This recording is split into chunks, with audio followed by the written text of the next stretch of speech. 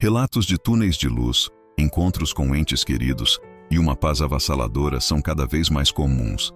Essas são as experiências de quase morte, ou EQMs. Elas nos fascinam e levantam uma questão fundamental. Seriam essas visões do céu e inferno um vislumbre real do além-vida ou apenas truques da mente no limite da morte? A Bíblia, um livro milenar, teria algo a dizer sobre essa experiência tão contemporânea e misteriosa? Embora o termo EQM seja moderno, a ideia de jornadas à vida após a morte é antiga, presente em diversas culturas. No entanto, o contexto clínico da ressuscitação tornou esses relatos mais frequentes e objeto de estudo. A visão de mundo bíblica, porém, aborda o estado dos mortos de uma maneira particular. Ela não se concentra em jornadas individuais, mas em um destino coletivo que se desdobra segundo o plano soberano de Deus.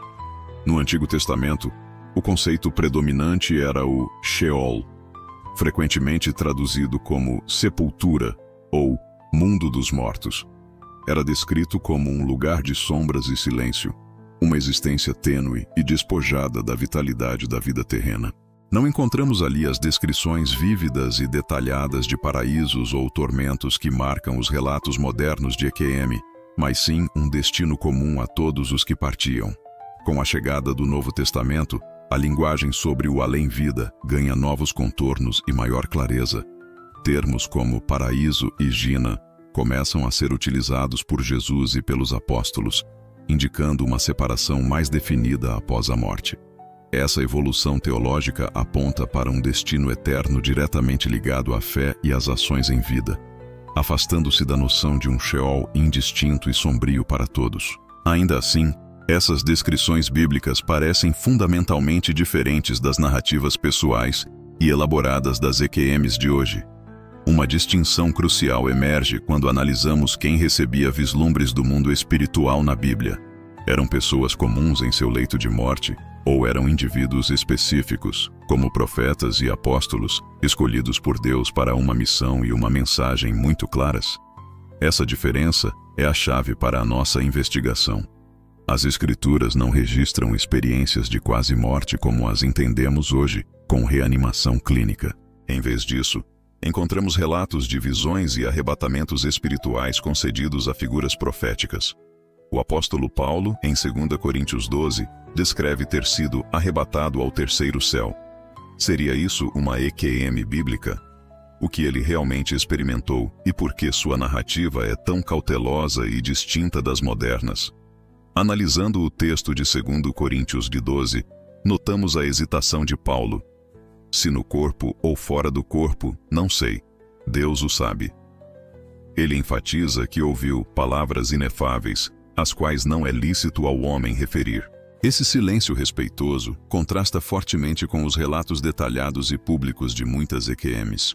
O foco de Paulo não era a sua experiência, mas a exaltação da glória de um Deus incompreensível.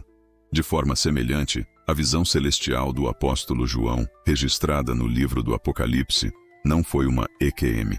Tratou-se de uma revelação profética monumental, um apocalipse, com o propósito específico de transmitir uma mensagem de advertência e esperança às igrejas. O protagonista não é a jornada pessoal de João, mas a soberania de Cristo sobre a história e o destino final de todas as coisas. Outros profetas, como Isaías no capítulo 6 e Ezequiel no capítulo 1, também tiveram visões da sala do trono de Deus. A reação deles é um padrão consistente. Não uma paz serena, mas um temor avassalador e um profundo senso de sua própria pecaminosidade diante da santidade divina. Essa resposta de reverência e tremor difere drasticamente da sensação de paz e aceitação incondicional frequentemente narrada em muitas experiências modernas. Este padrão bíblico de visões com propósito divino, concedidas a mensageiros específicos e resultando em temor e humildade, sugere uma abordagem muito distinta das EQMs. Mas e quanto ao outro lado, e as visões do inferno? A Bíblia oferece algum precedente para as experiências aterrorizantes de escuridão e tormento que algumas pessoas relatam ter vivenciado antes de serem trazidas de volta à vida? Enquanto as visões do céu na Bíblia parecem reservadas aos profetas, a realidade de um lugar de juízo e tormento é um tema recorrente nos ensinamentos de Jesus. Mas alguém na Bíblia realmente visitou o inferno e voltou? A parábola do rico e Lázaro em Lucas 16 é frequentemente mencionada neste debate. No entanto, é crucial questionar: devemos ler esta história como um relato literal ou seu propósito era transmitir uma verdade teológica mais profunda? Para uma interpretação responsável, precisamos entender o gênero literário da parábola. Jesus as utilizava não como mapas geográficos do além, mas como ferramentas de ensino para comunicar verdades morais e espirituais de forma poderosa. A história do rico e Lázaro emprega imagens familiares à cultura judaica da época sobre o Hades para confrontar diretamente a ganância materialista e a completa indiferença para com o sofrimento dos pobres. O ponto central da parábola está na resposta de Abraão ao rico atormentado, que pede que Lázaro seja enviado para avisar seus irmãos. Abraão responde: eles têm Moisés e os profetas, que os ouçam. Com isso, Jesus ensina que a revelação escrita de Deus é autoridade suficiente e final. A busca por sinais espetaculares, como o retorno de alguém dos mortos, é vista como uma distração da fé e obediência. Esta parábola aborda diretamente a questão central sobre visões do céu e inferno, EQM. O que a Bíblia diz sobre experiências de quase morte? Ela sugere que a nossa bússola não deve ser as experiências subjetivas, por mais convincentes que pareçam, mas a palavra de Deus. Se você está achando este estudo profundo, considere se inscrever e ativar as notificações para não perder nossas próximas análises bíblicas. Sua inscrição nos ajuda muito. A mensagem da parábola é, portanto, um chamado à suficiência das Escrituras. Isso nos conduz a uma questão complexa e delicada. Se a Bíblia não endossa essas experiências como revelações diretas do além, como um cristão deveria interpretá-las? Seriam elas meramente fenômenos biológicos, uma criação do cérebro em crise, ou poderia haver nelas uma dimensão espiritual que exige um cuidadoso discernimento teológico? A ciência moderna oferece explicações neurológicas para as EQMs, como a falta de oxigênio no cérebro, a liberação de endorfinas ou a atividade incomum no lobo temporal. Essas teorias podem explicar muitos elementos recorrentes, como o túnel de luz ou a sensação de euforia. A pergunta teológica que surge é: uma explicação biológica anula a possibilidade de uma experiência espiritual genuína? Ou Deus poderia usar processos naturais do cérebro para comunicar algo?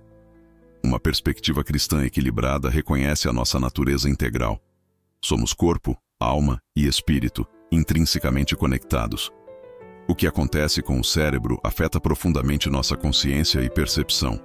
Portanto, é esperado que o trauma da morte provoque fenômenos neurológicos intensos. Contudo, reduzir a experiência apenas à biologia seria adotar uma visão materialista que nega a realidade da alma humana, criada por Deus para a eternidade.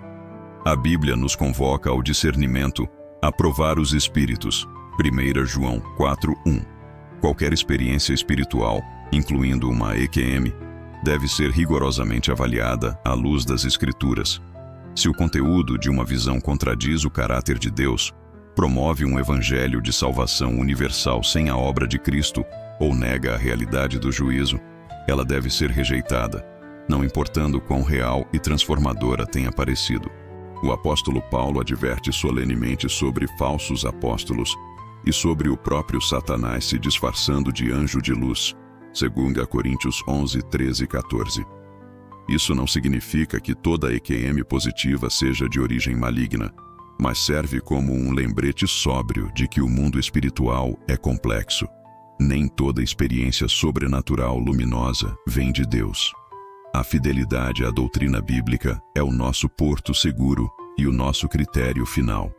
Portanto, a avaliação de uma EQM não é uma simples questão de verdadeiro ou falso, mas sim de discernir sua fonte e sua mensagem. A Bíblia nos fornece o padrão para esse discernimento. Mas afinal, o que as Escrituras de fato prometem sobre a morte para os que creem? Qual é a esperança cristã se ela não se baseia em vislumbres espetaculares e subjetivos do além? As EQMs, com suas narrativas cativantes, oferecem um vislumbre, mas um vislumbre incerto, subjetivo e frequentemente contraditório. A esperança cristã, por outro lado, não se firma em experiências individuais no limiar da morte, mas em um evento histórico, objetivo e público, a ressurreição de Jesus Cristo. A Bíblia apresenta a ressurreição dele como a primícia, a garantia factual e a promessa da nossa própria ressurreição futura. O apóstolo Pedro declara que fomos regenerados para uma viva esperança pela ressurreição de Jesus Cristo dentre os mortos. 1 Pedro 1:3. Nossa confiança máxima não repousa em túneis de luz ou encontros com parentes, mas na tumba vazia. É um evento atestado por centenas de testemunhas, registrado historicamente e que alterou o curso da humanidade, oferecendo um fundamento infinitamente mais sólido do que qualquer experiência pessoal e intransferível. Em 1 Coríntios 15, o apóstolo Paulo não descreve a arquitetura do céu ou a aparência dos anjos. Em vez disso, ele foca na teologia da ressurreição e na gloriosa transformação do nosso corpo, de corruptível para incorruptível, de mortal para imortal. A promessa bíblica não é uma existência etérea e fantasmagórica, mas uma vida corpórea e glorificada em um novo céu e uma nova terra. Devemos humildemente admitir que a Bíblia é intencionalmente reservada sobre os detalhes da vida após a morte. Como Paulo escreveu, agora vemos por espelho, em enigma, mas então veremos face a face. 1 Coríntios 13:12. Essa modéstia divina nos convida a caminhar pela fé nas promessas de Deus, e não pela busca de visões ou de um conhecimento secreto sobre o que está além do véu. Em vez de procurar respostas em experiências subjetivas, a Bíblia nos convida a mergulhar em suas promessas seguras.